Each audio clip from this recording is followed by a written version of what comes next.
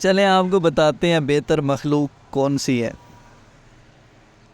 مفتی صاحب ایک جگہ پہ لکھتے ہیں، صاحبو میں علماء اکرام سے بے حد مایوس ہوں، وہ صرف دو باتیں کرنا جانتے ہیں، دور حاضرہ پر تنقید اور ماضی کی مدح سرائی۔ صرف یہی نہیں، مجھے علماء اکرام کے خلاف کئی ایک شکایات ہیں۔ مجھے ان سے بنیادی شکایت یہ ہے کہ وہ مجھ جیسے نہیں ہیں، عوامی نہیں ہیں، ہم میں سے نہیں ہیں۔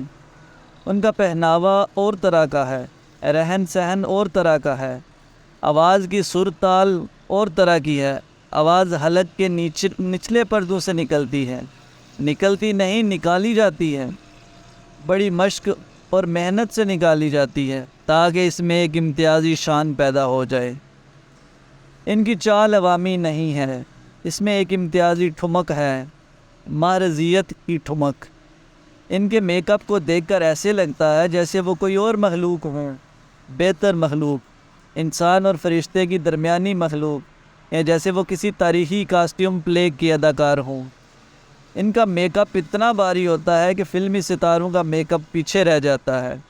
صاحبو، سیانے کہتے ہیں کہ اگر تم کسی پر اثر ڈالنا چاہتے ہو کہ کوئی تمہاری بات توجہ سے سنے، کانوں سے نہیں بلکہ دل کے کانوں سے، تو تم پر لازم ہے کہ پہلے تم ویسے بن جاؤ جیسے وہ لوگ ہیں جن پر تم نے اثر ڈالنا ہے، یہاں تک ویسے بن جاؤ کہ وہ لوگ سمجھیں کہ یہ شخص ہم میں سے ہے۔